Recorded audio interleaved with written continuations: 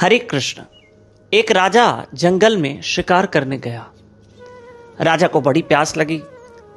राजा ने देखा सामने एक व्यक्ति है, क्यों न मैं उससे पानी मांग लूं। राजा ने उस व्यक्ति से कहा कि मुझे बहुत प्यास लगी है, क्या आप मेरी सहायता कर सकते हो। उस व्यक्ति ने राजा को पानी पिलाया।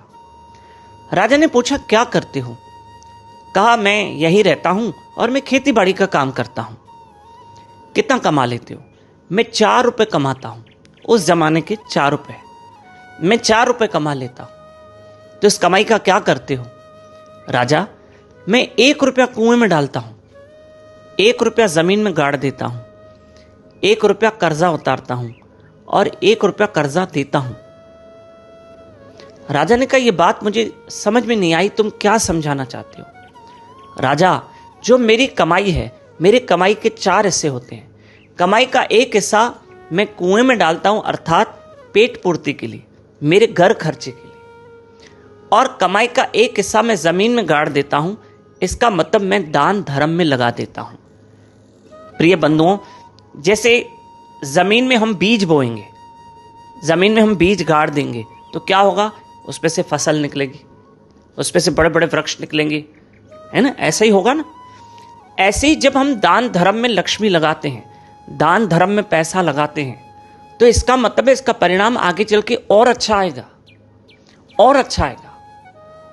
इंसान जो दान धर्म करता है, जो धन आप सेवा में लगाते हो, जो धन हम अच्छे कर्म में लगाते हैं, तो भगवान भी तो उसका अच्छा खासा हमें लौटा के देते हैं।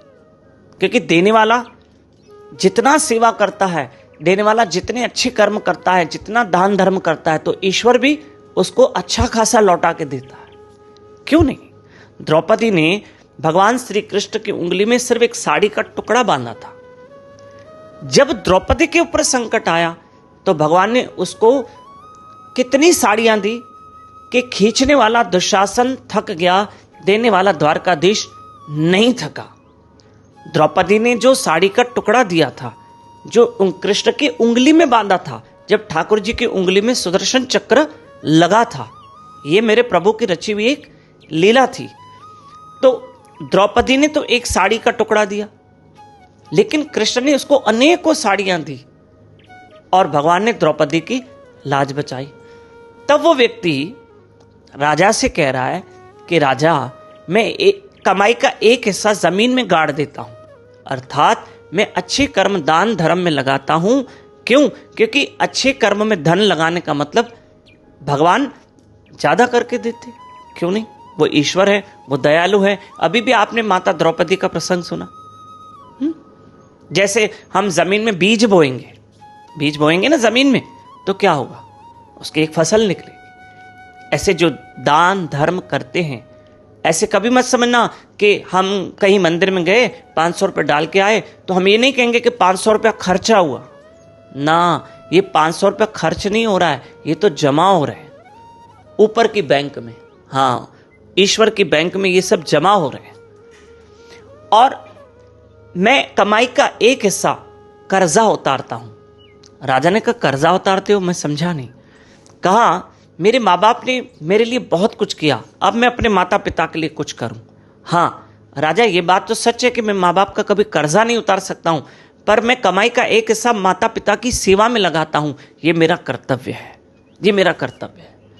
और कमाई का 1 हिस्सा मैं कर्जा देता हूं, अर्थात जो मेरे 2 बच्चे हैं, मैं उनके कार्य में लगाता हूं, उनकी पढ़ाई, उनकी दवाई, उनके कपड़े, उनका खर्चा। देखो, आज मैं उनके लिए करूंगा, जब मैं बूढ़ा हो जाऊंगा तो वो मेरे लिए करेंगे, वो मुझे लौटा के देंगे। तो कमाई का 1 हिस्सा मैं अपने बच्चों के कार्य में लगाता हूं। तो प्रिय बंधुओं, कहने का अर्थ ये है कि इंसान दान धर्म भी करे, अपने जो हमारा खर्चा है घर का वो भी तो करना ही है, बच्चों का भी भविष्य देखना है, और माता पिता की भी सेवा करनी है, और दान धर्म को भी नहीं भूलना चाहिए। 4 और 5 फरवरी हम 2 दिन पिंपरी शहर में हैं, पूना के पास, महाराष्ट्र में। 2 दिन की सत्संग है, शाम को 6 बजे, साईं गोविंदराम झूलेलाल मंदिर पिंपरी। तो आप सब आइएगा। ये 2 दिन सत्संग है, शाम को 6 बजे, 4 और 5 फरवरी। हरे कृष्ण।